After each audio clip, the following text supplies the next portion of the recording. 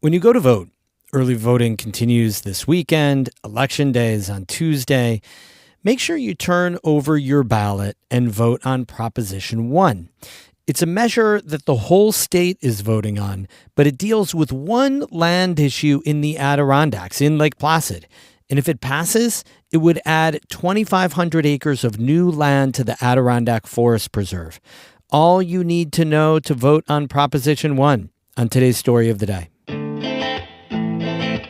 Support for Story of the Day comes from Clarkson University, offering over 95 programs of study with campuses in the Hudson Valley, Central, and Northern New York. More at clarkson.edu.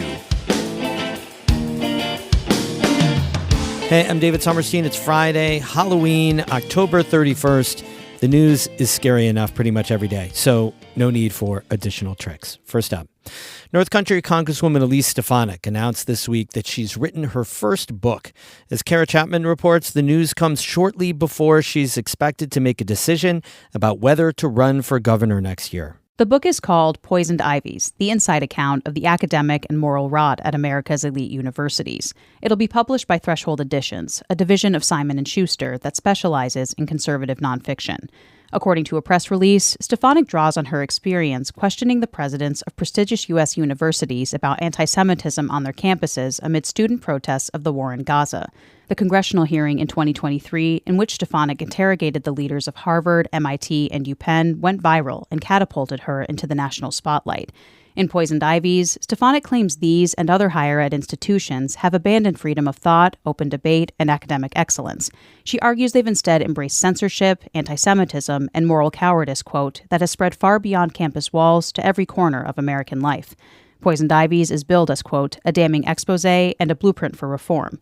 It'll be released in April. Stefanik's book announcement comes just ahead of when she's expected to officially enter the race for New York governor. The Congresswoman has said she plans to make a decision after the general election next Tuesday. A new poll from a conservative think tank has Stefanik, a Republican, in a statistical dead heat with Democratic Governor Kathy Hochul. The Manhattan Institute says she leads Hochul by 1 point among registered voters. That's a sharp contrast to a Siena poll released in mid-September. That survey had Hochul in a 25-point lead over Stefanik. Kara Chapman, North Country Public Radio. Attorney General Letitia James continues to push back on federal investigations involving her affairs. Jimmy Vielkind reports for the New York Public News Network that the latest action relates to the acting U.S. attorney in Albany. Sources tell WNYC that lawyers for James are fighting a subpoena by arguing that acting U.S. Attorney John Sarcone wasn't validly appointed to his position. Sarcone's office sent the subpoena this summer seeking records for James' 2022 civil fraud case against President Trump. Trump lost that case in court, but says he was the victim of a witch hunt. He's pushed leaders of the Justice Department to go after James and other perceived adversaries. James' lawyers argue that since Sarcone wasn't confirmed by the U.S. Senate or appointed by federal judges in northern New York, he doesn't have proper authority. The issue is pending. Spokespeople for James and Sarcone declined to comment. James pleaded not guilty in a separate case in Virginia. In Albany, I'm Jimmy Vielkind for the New York Public News Network.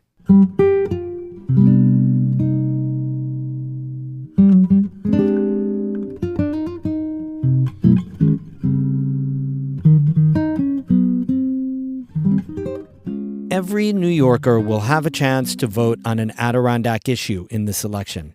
On the back of each ballot is Proposition 1.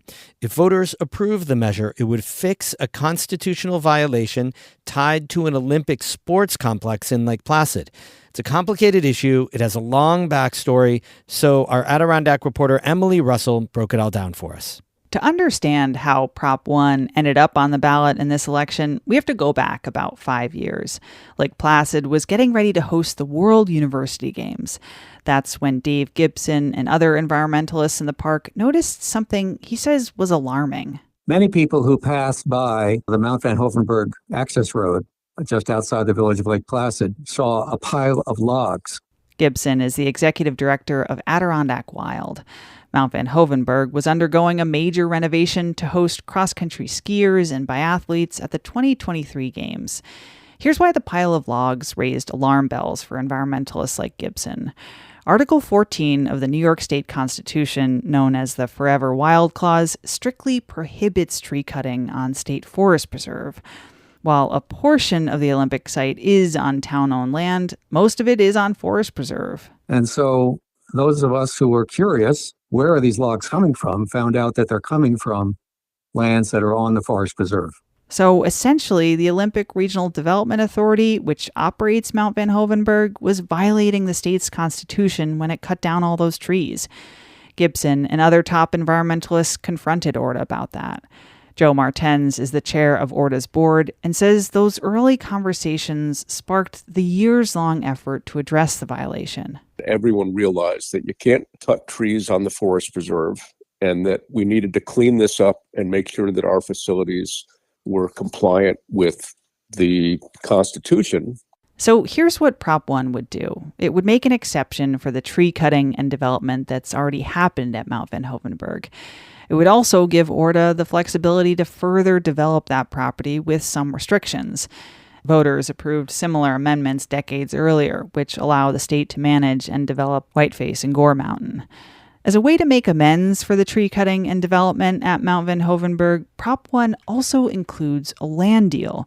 If it's approved, the state would be required to protect an additional 2,500 acres in the Adirondacks.